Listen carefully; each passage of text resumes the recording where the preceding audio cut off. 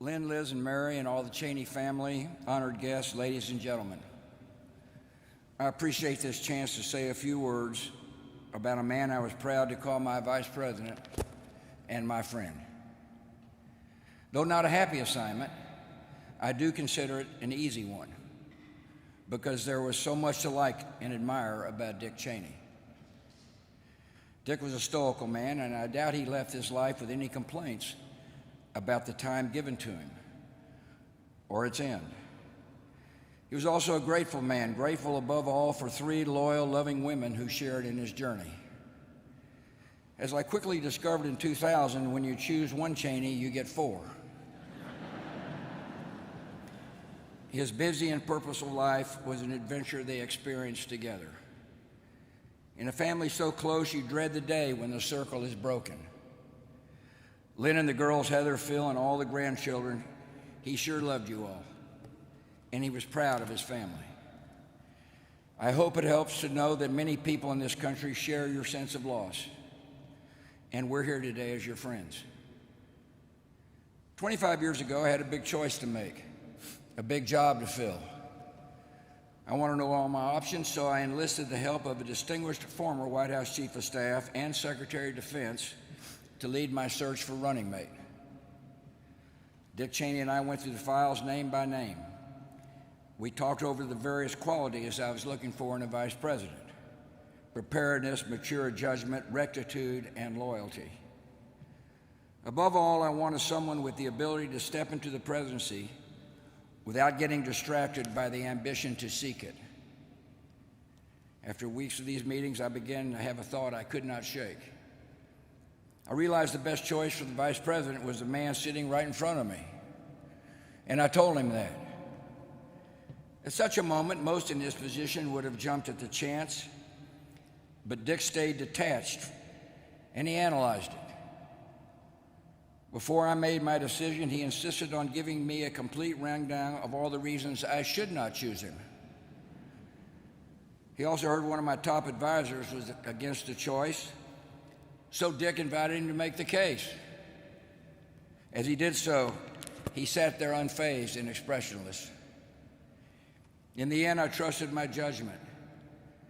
I remember my dad's words when I told him what I was planning. He said, "Son, you couldn't pick a better man." The way this all unfolded followed a pattern in Dick Cheney's life.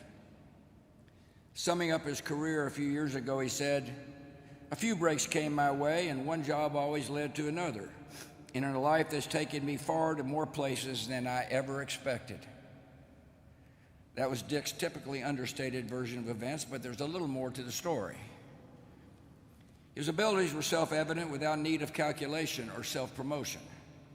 His talent and restraint exceeded his ego. Even before the Cheney name reached the national stage, people always saw something in the man, solid, reliable, and rare. One of the first to really notice was Lynne Vincent. She can recall a time in their college years when Dick, as he freely admitted, lacked direction and needed some straightening out. I think we had that in common. That was Lynne's kind of project, and it did not take her long. He said many times that his life would have turned out a whole lot different if he had never met her.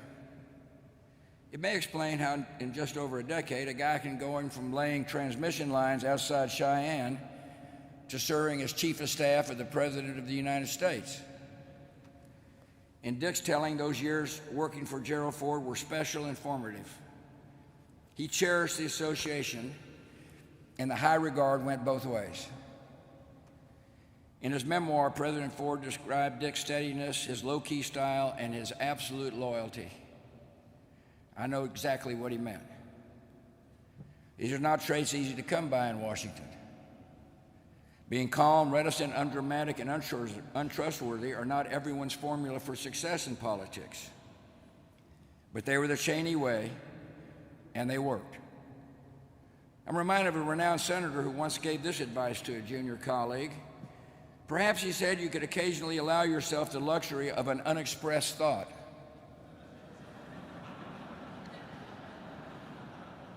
Dick Cheney was like that, sparing and measured with words.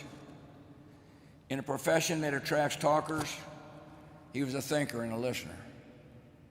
And when he did speak up, conveying thoughts in that even tone of voice, that orderly, unexcitable manner, you knew you were getting the best of a highly disciplined mind. No colleague, no legislator, no foreign leader who ever met Dick Cheney ever doubted that they were dealing with a serious man. Of course, not every political counselor is cut out to be a political candidate. But Dick Cheney put himself to the test and never lost an election. In fact, it happens that he and I both ran for Congress in 1978. And let me just say the Republican wave didn't reach West Texas that year. He told me a few times what it's like to campaign in Wyoming. Lots of small gatherings and long drives. It's easy to imagine the impression that young Dick Cheney made when he was asking for the vote. I wish more Americans got to know Dick Cheney the way the folks in Casper, Cody, and Laramie got to know him. Smart and polished, without airs. Courteous and approachable, seeing everyone as an equal, a gentleman by nature, and a true man of the West. Dick was funny and easygoing in a style that his public image never caught up with. Though we can all agree he wasn't your standard issue politician. If any voters came hoping for a kind word and a hug, they'd have to settle for the kind word. But you can't question the appeal of the only person from America's Mountain West ever elected to national office. On that score, history should record that I chose my vice president not once, but twice. In 2004, he offered to step aside in case I wanted to replace him. I thought about it for a while, but after 4 years of seeing how he treated people, how he carried responsibility, how he handled pressure and took the hits, I arrived back at the conclusion that they do not come any better than Dick Cheney. Colleagues from every chapter of his career will tell you that he lifted the standards of those around him just by being who he was, so focused and so capable. In our years in office together, on the quiet days and on the hardest ones, he was everything a president should expect in a second in command. In moments of testing, Dick Cheney was the model of concentration, alertness, and composure. His memoir was titled My Time. His time produced an old breed of public servant, defined by their substance and character. This was a vice president totally devoted to protecting the United States and its interests. There was never any agenda or angle beyond that. You did not know Dick Cheney unless you understood his greatest concerns and ambitions were for his country. Across 40 years, his service was consistent, faithful, and noble. All in all, not a bad showing for a career and a life, especially when you consider his sheer physical endurance. As Dr. Rayner pointed out, he became an authority on cardiovascular disease, and a marvel at what resourceful doctors and one very determined patient can accomplish.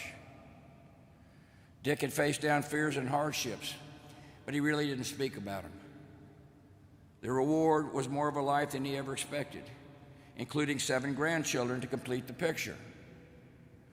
One of them, Richard, even asked his grandfather to attend kindergarten class for a show and tell. I wish I'd have been there. As a matter of fact, the teacher told Dick that was the most exciting show and tell since the morning a little girl brought her cow to class. That might have been amongst Dick's last moments in the spotlight. In his final years, he was content to go his way. At a rare public appearance in 2022, he offered a kind of parting reflection. He said, when you can look back on a lifetime in politics and government, and what you value most are the friendships, then I guess you've done all right.